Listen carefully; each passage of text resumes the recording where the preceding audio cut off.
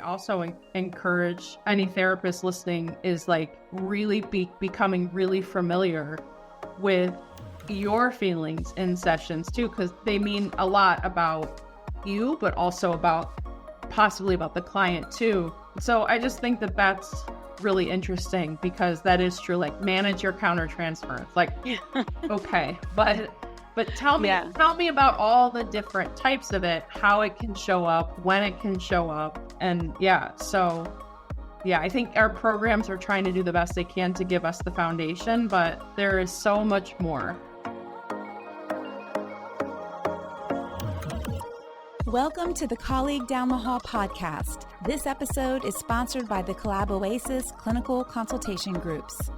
Hi, I'm Jeanene Wolfe, and I'm your colleague down the hall. I have a passion for helping fellow therapists get the clinical and collegial support we all need to do this work. And wow, it just keeps getting harder every day. I'm the founder and facilitator of the Collab Oasis Clinical Consultation Groups. I have been a social worker for almost 30 years, and I own a successful solo online private practice. More of us than ever are practicing in solo or online practices, and we all need colleagues to process cases with, commiserate with on those really hard days, and also to celebrate our successes with. In this podcast, I'll bring you insights about trends and changes in our field and sit down with amazing therapists who are doing amazing work. We'll discuss fictionalized cases, ways to practice sustainably, and of course, there will be plenty of laughing. I love laughing with friends. I'm so glad to have you as one of my colleagues down the hall. Hello, everyone. You are listening to another episode of the Colleague Down the Hall podcast. I'm your host, Jeanene Wolfe, and today I'm joined by Collab Oasis member Erin Hoffman. Erin was on with me a little more than a year ago to talk about the things that she was discovering being newly in private practice. And so we thought it'd be kind of fun to revisit that today and see, like, what are the lessons learned? What are some insights she's gained? What are the issues that she's possibly still struggling with? So that's what we're going to do today. As a reminder, Erin is an LCPC in Illinois and specializes in working with adults who had the experience of an emotionally unavailable parent or caregiver in childhood. She practices through a trauma-informed lens and includes focus on both the mind and the body as teammates in the healing practice. Welcome, Erin. It's good to have you back. Hi, Jeanene. It's great to be back. So it's been just a little over a year, right? Yeah, I think I remember sitting at the same desk actually in July, I think, of last year. Yeah, it was July. So it's been a whole year in opening a private practice, solo, virtual, doing all the things. That can be a huge learning curve. And some of it can be fun. Some of it can be stressful. You're learning to, be a therapist in a different way than maybe community mental health or other settings that people are in. And so there's lots can happen in that first year. Yes, a lot has happened. And just that being said, I can tell that in the next year and years to come, even more is going to keep happening. So, and that's kind of part of what I wanted to share here too, is that this is a journey. This is a marathon. This is not a sprint. And that is very apparent now. But it is a journey. And I think as therapists, we are impacted by our clients and their experiences and the things that we do successfully with them and the things that are the learning curve. And so it is a journey. But I do feel like confidence in yourself as a competent, caring, smart therapist, it does improve over time. But I think most therapists are lifelong learners. So we always want to learn about the next modality or the next theory or a different population that we might want to decide working with. Yeah, absolutely. And that keeps happening to me. Like, I could just be having a conversation with anybody. It doesn't even have to be a therapist. And we might be talking about an issue. And I was talking to somebody about eating disorders, and I don't treat eating disorders. It's not my niche, and it's definitely not a specialty. I think you have to have a lot of training and a lot of experience working with that population, for example. But we were talking about it in kind of a different way, like not just traditional diagnoses or things like that, but just sort of disordered eating and kind of the dynamics behind it. And we were talking about that, and I'm like, wow, like maybe that's something I could learn a lot. Maybe I could help somebody with that. And like, because became so fascinated about just, how we develop a relationship with food and our body. And just disclosure, I've been exercising a lot this summer.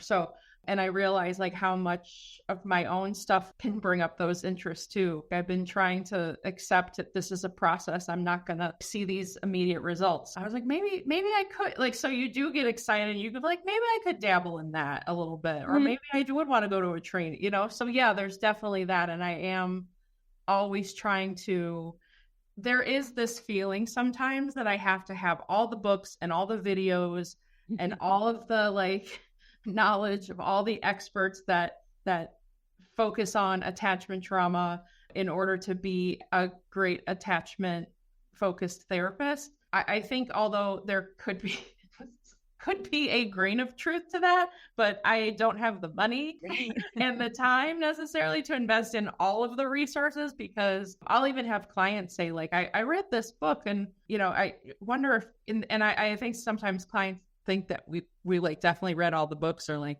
yeah, they'll be like, what's that book by that author that everyone's reading? Yeah. And I'm like, no, actually not. But I'm like, let me write it. And I always say, let me write it down, because I get great recommendations from clients. But anyway, there is always, like, when there's one thing, there's always the next thing, and then the next thing after that. And the more that we learn and the more that we do, there's always just kind of that next step. And so accepting that this is definitely part of a lifelong journey. And like, I think my business and my practice will continue to develop for the rest of my working years, like for as long as I'll, be able to do this. Absolutely. And I've learned over the years that our life is sort of our on-the-job training. And very often when we experience things in life, it opens up a new interest or a new avenue to say like, okay, I have this lived experience. That can be really helpful in being able to affirm what people are experiencing or guide them around some barriers they might experience or things like that. And I see therapists all the time who will change the population they're working with based on what's going on in their life. And that's super cool about our profession. We can be that flexible. Yeah, that is definitely true. That is definitely a thing. Like, how much our personal lives bleed into our professional lives, and like you said, like so many, and we talked about this last year too. I distinctively remember this, is that like people are looking for a therapist that has a shared experience. And that could be their gender, their sexual preference. It could be anything. It could really, really could be any type of characteristic that someone has. And so it's definitely like something that we are always evolving with over time, because like it definitely, like the I don't know, is you may feel this way too, like it's hard to shut down being a therapist. Yes. Like at any given time, it's like, I'm gonna turn it off. Like you don't really turn it off. You don't. I do have to say that I've discovered that when I'm on vacation or out doing something fun and meet somebody new, I do not tell them I'm a therapist. I was literally on vacation in Mexico a couple of years ago, and this lady was following me around trying to get therapy, and I was just like, okay, so from now on, I work at a Starbucks. So, Wow. Okay. Yeah. And you're at the point where you'll hide it now. Yeah, I would be sitting at the bleachers watching my daughter's soccer game, and the other moms would come up and start asking. I'm like, I'm watching soccer. Can you not see that? Right. Yeah, that's so funny, because that's true. And I think we have the different ways that people view mental health and view therapy is so all across the board. But I have found that so if people know someone like us that that our friend or family member specializes in mental health, you do get you might get cornered at a party or an event, be like, hey, so I have this situation with my whoever, and can you give me some insight? when I used to work at the ER, I was the only crisis worker there. And so I was getting a lot of like different staff, nurses, doctors coming up to me and be like, hey, so, I have this family member, like, I want to talk to you about like what's going on with them and what I might be able to do. People just look to you so much like you have this special power maybe to understand these things that other people, I don't know, aren't willing to like not willing to delve into in their career. So I think one of the gifts of being a therapist is that I am so less likely to like judge someone or jump to a conclusion about someone or a situation, because you've seen so many different ways people's lives get impacted by life. And, it's just so much easier for me to just think like, I don't really know what's going on with them. So yeah, you cut me off, but maybe you're just having an awful day and I don't need to get angry about that. I need to let you move on your way. And yeah, that's true. I remember one of my graduate school classes, the professor said, talking about that. And she said, as mental health professionals, we'll say like, well, I can, really understand why someone might have done this. There were circumstances. And she said, yeah, we could probably look and say like, I can understand why somebody would kill someone else. And like your reaction at first is like, I don't know, the humanness or like is, oh, you would never do that. But then, that opens up this whole line of questioning about what we do, is trying to really get to the roots of, and clients want to know this stuff too. They want to know, why do I do these things? And so, yeah, but that's a great point, because personally, I think it has been helpful for me as well. I try to suspend judgment as much as possible. Yeah. And this job has certainly helped me do that. Yeah, absolutely. So let's think back to some of the things that you were wanting help with. So things like how to manage your schedule. We talked about this recently, making sure you eat lunch and don't give up, don't fill your lunch break just because someone needs an appointment. You need a break. Intakes, how that's going, documentation. What are your thoughts on any of those things? So I feel like in the last year, I have learned a lot about that. And the first thing off the top of all that is, that goes with all those things is boundaries. If you don't set boundaries, I don't want to say you set yourself up for failure. I don't want to say like in such a, like it's an absolute, but it makes things a lot harder. And by boundaries, I mean like with your time, with how you're willing to communicate with clients. Like, are you allowing people to email you or text you or call you outside of your working hours? And are you willing to see people later in the day? Are you willing to see, and on weekends, whatever that may be? One of the things I found to be true is that I still feel this way, because I feel very honored when someone calls me. I feel like in fact, recently I've had some referrals where they called me and they said, I actually reached out to you because I read your bio on your website and what you specialize in, and I need something like that. So I found that to be so cool and exciting. But at the same time, sometimes in this situation, a couple of the people that did reach out, it was hard to get them on the schedule for various reasons. And it just like our schedules weren't lining up. And so it was so easy. It would have been so easy for me to say like, okay, like we'll work it out. Like we'll do this. But I really have worked hard on that in the last year, that as great as that is, as much as my practice needs the income, I can't spread myself so thin across the board just to make that happen. And I think that that's really important for therapists in general, and anybody who's thinking about listening and thinking about opening a private practice. Like, what are your boundaries? Like just like even starting with simple things like, what part of the day do you feel the most energized? When do you know that you need to eat? Like, when do you know that you might need a rest? I feel like I grew up with kind of the idea that like you just push, like you do as much as you can. And my dad was a very hardworking man, and he would say those things. But also you realize very quickly as a therapist that 4 hours of back-to-back clinical work is intense. And some people might say, oh, well, that's a 4-hour workday. It's a lot more than that. And so just kind of like really challenging some of these ideas about how to structure your practice so it works for you and works for your clients, and having the confidence like, hey, I might need to say no to this person for a specific reason, but it's because it protects me too. And I've talked about a lot of this with you guys in the collab groups about how it's a hard thing. Like I've struggled with it. So it's definitely a work in progress, but that's just kind of one of the things. All of this has to come with boundaries and structure too. Mm-hmm. Yeah. Another big one. Mm-hmm.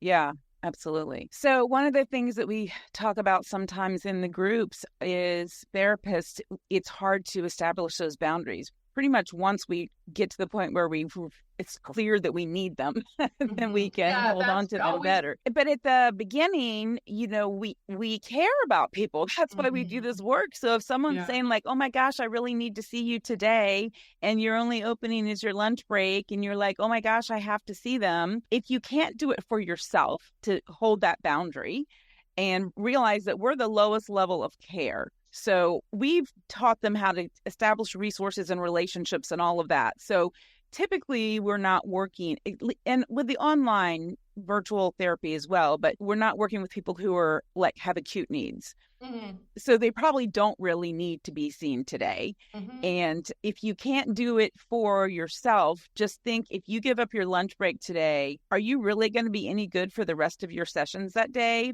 Is every single client going to lose out in some little way? Like they're probably still going to have a great session, but is it going to be maybe you don't have as much insight because you're mentally, fatigued or things like that. Absolutely. And it does impact others. And so I really think it's a good way for therapists who struggle with boundaries to look at it. Like, let's reframe this. You're not doing it for you. You really are, but you're not doing it for you. You're doing it for all your other clients. Absolutely. And being very honest, until you mentioned that in the groups, within the last year, I have not had employers in the past that have necessarily addressed that, because I think it was coming from more of a place of like, more is better. Private practice is the first time, I kid you not, where like someone, and it was you, who said, like, if you can't take care of yourself and you can't, like, you have the right to say, I don't want to work it in the evenings because I'm not the best version of myself at that time,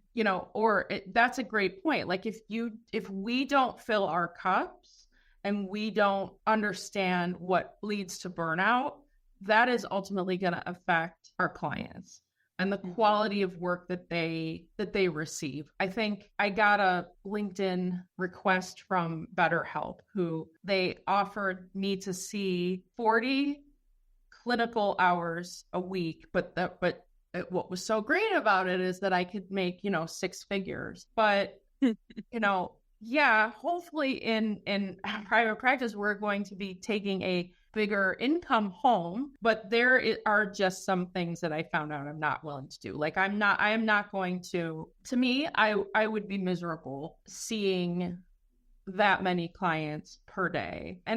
So I think like when you said like we have to really be aware of our needs, because we are the product, like we are the tool, we are the what we are providing is coming 110% from us, from our minds, from our energy levels, from our what we can serve as far as that goes, giving that to our clients. So it's so important, and that was really eye-opening for me.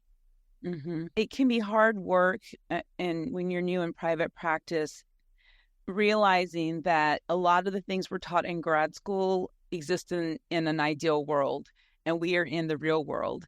And so everything is not going to look exactly the way we're taught that it should. Taking every client who calls you, you can't do that in the real world. There's so many things, never referring out a client. That's become such a big issue over the last couple of years. And I'm glad the conversation is happening because, well, first of all, I learned pretty early on that I have to listen to my gut. If I'm doing an intake with someone and my gut is going, no, and I continue and you work with them as a client, I'm always going to be miserable later. It's going to be a bad fit. So whatever reason, it's just not going to work. Yeah. And then it is okay to refer that person out. Ideally, we don't take them on to begin with, or maybe something about them changes. Or, with all the political goings on these days, there are people who are being more upfront about their biases or even about their prejudices. And so you could be working with a client who now is speaking against something that's part of your identity. Mm-hmm. And in grad school, they would say, well, you just have to manage your countertransference and it's going to be okay, but you have to show up for the client. And I'm sorry, in today's world, I don't agree with that. Mm-hmm. We can appropriately and ethically refer out as long as we do the process right. But I see people all the time, they're like, no, you took them on as a client. You have to have them. Like, manage your countertransference. And I'm like, I'm just tired right now to manage my countertransference. I can find a therapist who's going to love working with that person. and that's the thing. And that's also painting this picture that there's something about therapists that you're supposed to just be able to do that. Your humanness is not important. Like, you have to manage your countertransference. And what happens if we have a really hard time doing that with a particular client? Like that, then it makes perfect sense to me that that's going to harm not just the client, it's going to harm two people. It's going to harm the therapist and the client.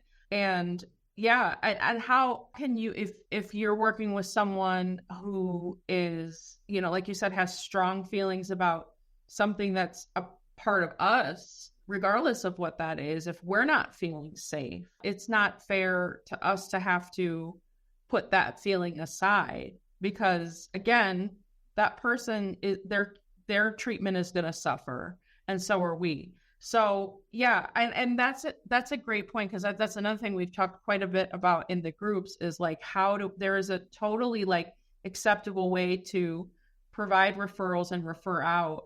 And especially to your point that there will be a therapist that's like, oh my gosh, like that's my ideal client. Mm-hmm. There will be, like, just because it's not to us, right, doesn't mean that someone wouldn't be able to provide great service to that person. Mm-hmm. Absolutely. Yeah. And I think that's another big learning curve in private practice, is starting to recognize and push back against some of the things that we're taught as absolutes in our therapy work. And like I said earlier, it can't happen. That's an ideal world they're talking about. We can't be a blank slate all the time, maybe for periods of time with certain cases or certain sessions. But we have to, I think it takes courage and people having the conversation to accept that, okay, they gave me all the skills I needed to do the work that I do as a therapist, but they also passed along ideals and unrealistic expectations that need to be relooked at in the way they're being taught. Yeah, absolutely. I think too, and I really enjoyed my graduate program, but at the same time, their focus is to make sure that we have the required skills, like the counseling skills and the knowledge. And a friend of mine who we talk all the time, she just opened her own practice as well, and our support to one another has just meant so much. But we were actually talking about countertransference, and she said it's almost like if we could have had a whole class on it, because the typical countertransference is like, well, what do you do if like your client reminds you of your mother or something? So it's like, but she made such a great point. She said, but what isn't covered is like, what do you do when you feel, let's say you have a client that makes you feel particularly sleepy, or like you're in a session that it just makes you're tired, or maybe you feel really, really energized is always good. But what I was really more so saying was, like, let's say you're wanting to do more for somebody, like, you're wanting to do more, or you're wanting to, I don't know, I feel really, really responsible for their success in therapy or their well-being, just anything that you have this really strong reaction to. And we were saying that stuff doesn't really get talked about. And then you're in a session, and this is like you said, it's on the job learning. and then you kind of learn to deal with that. That's something I also encourage any therapist listening, is like really becoming really familiar with your feelings in sessions too, because they mean a lot about you, but also about possibly about the client too. So I just think that that's really interesting, because that is true. Like, manage your countertransference. Like, okay, but tell me about all the different types of it, how it can show up, when it can show up. And so I think our programs are trying to do the best they can to give us the foundation, but there is so much more. Yes, absolutely. Yeah, I agree 100%. So, have you had exposure in this first year to other like modalities that you're like, ooh, I'm learning about this from this therapist, and maybe that's on my to-do list to learn down the road? Have you had much of that happening in the first year? Yeah, I've had some. Yeah, actually now that I'm on my own, I feel like I have more flexibility and more interest to kind of to do that. Yeah, and so one of the modalities that I want to spend some more time learning about is ACT.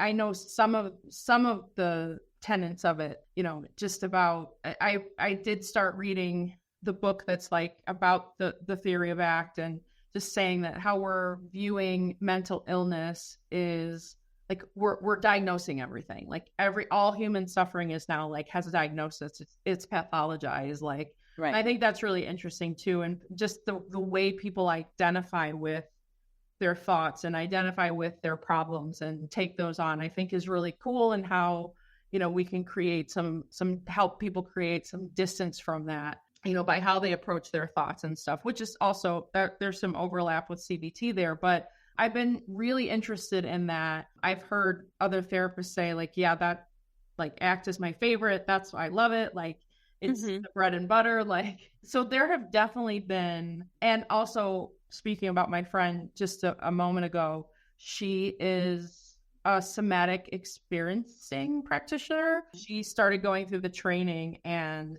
I think that for a trauma therapist is so highly valuable, because I think one of the things that sometimes gets missed in therapy is our body and our body's reaction to even things that we would miss on a day-to-day basis. So there was that, and also polyvagal, which ties some of that stuff into as well with the somatic experience of emotion, and just kind of where our nervous system state is at any given time. So it does seem like being in private practice on my own has allowed me to really look at what else is out there, and it's exciting and it's interesting. Yeah, that's good. And I think one of the things that became clear to me when I was first in private practice, I was in a group, and the way we looked at continuing ed credits was, where's something free I can go to just to accumulate the numbers. And then, when I started working on my own and having more decision making about who I'm seeing and all that kind of stuff, I was like, I really want to budget for continuing education that's going to help me grow as a clinician. That's going to be meaningful to me, not just accumulate the number of hours that I need and to check the box, but I want to actually grow. And that can be, I think that was a shift that I had to make. Not everyone does have to make that, but because of the setting I started in, that was just sort of like how we did it. Mm-hmm. Mm-hmm. Yeah. And that's true. Like, because they do give us this like set amount of hours that we need to complete. And some of them are like hours of certain topics that we have to, right? And some of those are more or less exciting or interesting. But and I think that's great that you have budgeted for that. That's another thing. That's like, just to kind of veer off a little bit, is watching your money. How it's coming in, how it's going out. But that's a great point. Like, and that's a whole, aside from the CEUs too, but that's a great place to like focus on having a set amount so you can do the things that you want.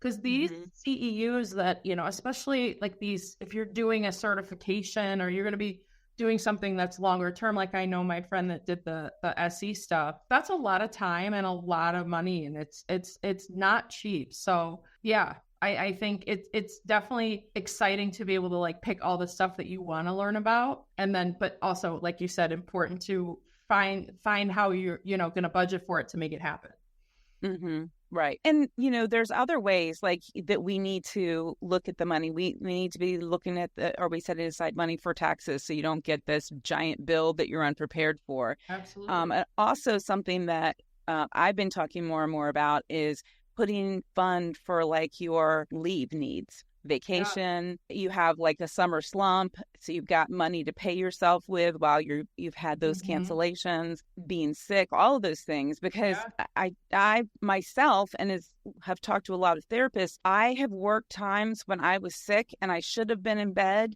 but I was like, okay, I think I'm okay to do this today. I'm gonna, be able to be with my clients today, and I also just can't take the financial hit. So that takes that pressure off. And for myself, I established the rule that if I am asking the question, if I am too sick to work, I'm too sick to work. Yes, I just need to if it's popped in my mind, then I need to again, follow your gut. Your gut's saying, don't do this. Yeah, absolutely. Yeah. And that's another thing to really be mindful of too. And I'm working by myself. So it's just me still, me, myself, and I in my practice. It's a lot of moving pieces and parts, and there can be, and so it can be easy to push that stuff aside. Like, well, I have to, like, you were saying, like, I can't take this hit financially, but at the same time, like we said, it all goes back to like, if we're not well enough, we can't take care of ourselves. We're not going to be the best version of ourselves as a therapist. And I totally agree with you. I think setting that money aside for those times is really important, because actually, I had that experience at the beginning of this year. I just had one after the other health issue, like just sick time. I had COVID. I had some other illness the following month. And then I had to be out in March for some additional stuff that was going on. And it was a big hit. Like I was looking at my numbers, and I was like looking at cancellations, and I was like, wow, a lot of these are me. Yeah. And so it's important to, like, as you had said, and you talked about the downtimes too. I think we recently talked about that in our group of how important that is, like, because I mean, they're going to happen. Like, this is all that's the thing about, like, when you're working for yourself, like, no one's paying you PTO anymore. Like, you are. Yeah. You have to find, it has to come from somewhere. So, right. But that's also a great lesson that I've learned. So many lessons to be learned.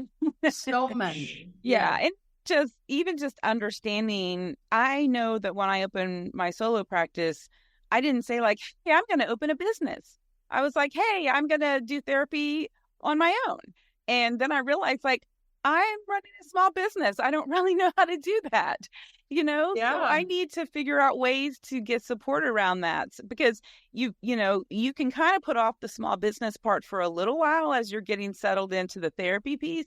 But at some point, you're going to recognize that you got to understand what it takes to run a small business. You need to understand the laws. You need to understand all the different things. Yeah. And again, then you get that on that, the marathon, you're learning more, you're exposing yourself to different resources to learn more. Yeah. And I think it's so important to connect with your peers. Like, marketing has been so helpful. In the last year, I have met so many nice people. I know marketing can be scary for us. Like, I get nervous to do it. But at the same time, like, I would say 99% of the responses I have been favorable, and people wanting to connect. Like, there's other people out there like us that want to make that connection too. And also, it's a great way for, like, they're going to know something you don't. Like, it's just, and we're going to know something they don't. It's just kind of naturally how that goes. Because here in Illinois, I found this out by reading a Facebook post. And again, like, my advice also to therapists listening is be very careful about the information you read on Facebook, as well as take seriously. It's not all good. I think some people have good intentions, but it's like Wikipedia. It's not always, it's not always actually sound. Plus, we all have different license types, and we live in different states. So there's so many differences that what one person says is the right thing to do may not be what the the original poster meant, Yeah. Yeah. So I had found out, and this is stuff like, a lot of my peers and I have shared, like, there was really no 100% way to know what you need to do. I invested in a practice building program. I did find it very helpful. That's costly as well. So I'm not saying people have to do it that way. It does help, but again, it's still, you have to be really mindful of like the state specific stuff, because the state of Illinois requires us to register our business with the Illinois Department of Professional and Financial Regulation, which I did not know until months into that. The city that I practice in, where my office actually is, requires a business license. So there's all these little things, and like, it's easy to miss them, or it's easy to not know where to get that. It's easy to just not have the resources of where that information comes from. Like, you don't know unless you talk to other people. So that's why I just strongly encourage that connection with other professionals, other providers, because they're going to know something that we don't. Yeah. And another typically free resource for people is a small business association in your city. Oh, yeah. They have tons of resources. Some of them will set you up with a mentor that you work with for free, and they're like someone in a similar field. You can have meetings. They just have a lot of stuff. If you go to their website, like kits and things to help you kind of figure out what you need to learn. And that wasn't something that was really on my radar till I had been doing it for quite a while. Mm-hmm. And again, because we're not looking at this as I'm opening a business, then the thought of like looking to see if there's a small business organization out there, it wouldn't be in our minds anyway. Yeah. In fact, this is new information to me, so I will look into that. That's the importance of connection, right? Absolutely. Yeah. So you're right. It is weird, for lack of a better way to describe it, to mesh this idea of providing a healthcare service with making money and making a profit and like running a business. They are in many ways in two different worlds. And so it's like, okay, I'm going to do this thing, and I want it to be successful. I want to earn more money in my private practice than I ever earned in any other job in my life. And most of us do. And so, but yeah, like, there's all these other things, these considerations. Like, that doesn't mean I can see literally everybody that calls me either. Sure. So yeah, and it's, the importance of surrounding yourself with supportive colleagues it's so important. And learning from like, I discovered that I wanted to do things this way, or did you know there's this law that's new that no one knows about, because we're therapists and we're not looking at the business stuff, and so learning from each other and getting that support. And even things around, a lot of times in the consultation groups, as we're talking about cases, the aspects of the person as the therapist comes up. Like, this is a hard case you're working with. Mm-hmm. You're doing good work with them. You don't want to refer them out, but it's taking a toll. So let's look at how we can prep before the session, after the session, to take care of ourselves. And just those practical things that you can share with other people. And the marketing, we talk about those in the groups too. And there's so many ways of marketing, and you need to find the way that you're comfortable with, or you're just not going to do it, and so.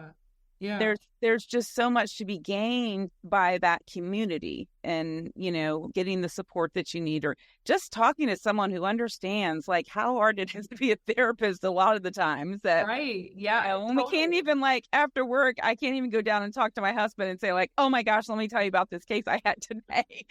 But I can get consultation with another therapist, and I can say, oh my gosh, let me talk to you about this case I had today. And they might have clinical suggestions, but they might also just say, girl, that was a hard thing. How are you doing? Are you hanging in there? Right. Yeah. Go do something fun now. Yeah.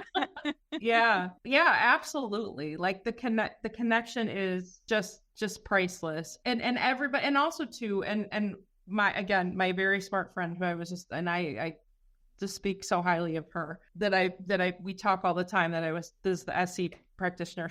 She has such great insight, and she said it's great to know kind of, and it's also great to take a look at other people's the way that they do things and how they go about them, because everybody's boundaries are different. Everybody has different comfort levels about how they set boundaries or how they do things. So it's just really important to also like kind of know other people, just to also understand that I've had to work really hard on this, that like the way I do things is okay too. Like, I don't have to, I've struggled with this. I would say as a therapist, just in general, even when I was at the group practice, but even more so like with my imposter syndrome in my private, in my personal, my solo practice, is like, I need to really back myself up. Like, I made this decision. It's coming from a place of like, I'm of my training, my knowledge, a strong foundation in this field. And I can, and it's also taking care of me as a business owner and a therapist. And I need to really work on trusting that. 100%, because we're all doing it differently. And so getting that exposure to the way others are doing things, and then deciding, okay, I'm going to take this little piece from this person, this little piece from this person, and we're all doing it in a way that works for us. And then being respectful that this other person is doing it differently than you, and not judging them that, well, you should be doing it my way. Right. I have to be, and being transparent, like I had it was a Facebook situation, and I was reading somebody's cancellation policy, and they were saying or somebody was asking about doing a cancellation policy, and someone said, I require people to give me 72 hours. And I was like, 72 hours? That's so unreasonable. I'm like, oh my gosh. But like, I've had to update my and revise my cancellation policy and my no-show and like financial policies and stuff. And now I get it. I see why. And maybe that's too many days. Like for me, that probably is a little much, but like for that person, there must be a reason why they're doing it. And it doesn't make it wrong. I read another one the other day that was like, they require giving a week's notice. Like, so there's all these or some people, and I've read some people don't have a cancellation policy. So, so it's just, there's so many ways. And I think as long as one of the things that I learned is that if you are practicing in good faith with the best interests of the client in mind, then you really can't go wrong with that. Of course, someone's always at some point will disagree or argue or be upset or disappointed that you did things a certain way, but as long as you practice things in good faith, that's good. But yeah, you definitely learn about a lot of other ways to do things too. Absolutely. Yeah, that's so good. And it's surprising to me sometimes that people can be so judgmental in therapist Facebook groups. Everyone's right. I want to believe you're a really good therapist and you would never say something like that to a client, but why would you say that to a colleague when you don't even know if you're reading their tone correctly, right? Yeah. And that's the other thing too. Like I get it. Like it's, we all want to feel proficient. We all want to feel like the way we do things matters, and that, we have something to say. But yeah, I mean, please be supportive of your fellow therapists, because this work is really hard. And everybody, we all are, it's like that thing that you've read or heard that's like, you never know what anyone's going through on any given day. So always be kind. Yes. So that's, it's true. So we really have to be there for one another, because we do. A lot of times, sometimes like the support of our fellow therapists is all we got. And have a colleague normalize something for you. Like, oh, I'm really embarrassed to tell you this. And they're like, oh, I've dealt with that before. Let's talk about how you can manage it, And that's like, what a relief that they've said that, like, I have this view of myself that I'm doing something terrible or awful. And they're like, oh, yeah, that happens in our field. So we can figure that out. Yes. Just had a recent conversation about something similar. And my friend and I were really scared to say, like, I don't want to tell you. And then she was like, what? Like, that's totally normal.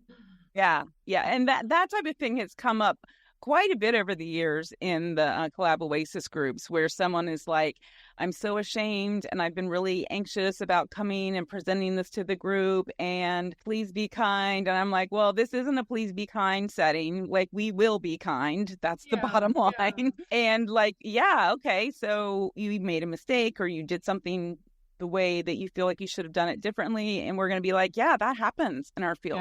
Yeah. Like you, after the session, you feel like I went left when I should have gone right with that conversation. It happens. And if it's that important, you can go right on the next session with them. Yeah. There's also a lot of opportunities in therapy for repair. And most blunders that we make, and I have to remind myself of this too, are not that serious. The main ones are like the big ones that we all know, like the just you don't do that kind of stuff. Mm-hmm. But most therapists are acting in that way and in that manner. And a lot of the mistakes that they're making, that we're making, are just our humanness. Yeah, right. Well, Erin, this has been fun. It's always a good conversation with you. I'm really happy that you came back on so we could share some insights. I don't know, That's maybe great. next year we'll do a year 2.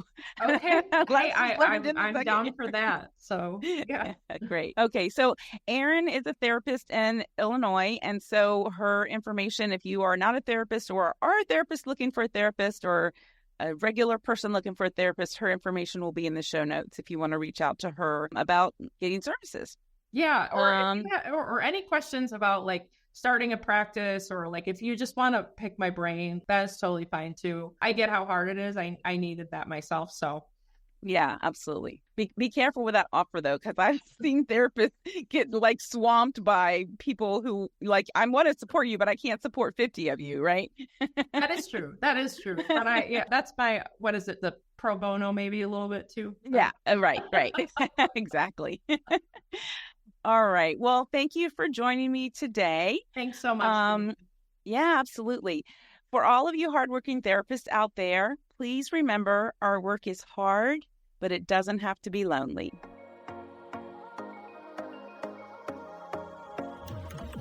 Thank you so much for listening to the Colleague Down the Hall podcast. For show notes, links, and downloads, head over to colleaguedownthehall.com, where you'll be able to learn more about getting the clinical support you need and resources to help you work in a supported, sustainable way. If you've enjoyed this episode, please share with your therapy friends and colleagues. Subscribe to the podcast, and if you love this episode, please leave a review.